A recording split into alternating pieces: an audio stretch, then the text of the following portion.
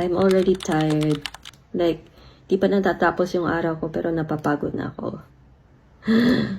はい。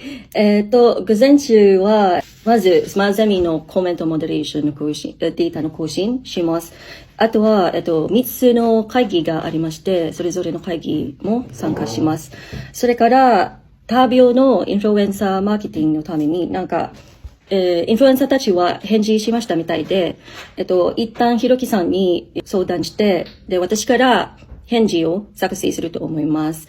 あとは、この間話しましたプリンシパルの YouTube の件ですが、もう一回プリンシパルの YouTube アカウントを見て、検討して、で、提案を準備すると思います。あと、来週のビッグパフォーマンスのコンテンツの作成をします。以上です。Nakakapagod. So, I just finished 3 meetings today. Grabe, sobrang nakakapagod. Nakaka-brain drain. Kasi it's in Japanese. So, 7:30 nagsimula. It's already 10:30 and meron pa akong isang meeting. This time, it's a mix of English naman and Japanese. The past 2 meetings is in Japanese, but yung 7:30 ko na meeting is in English.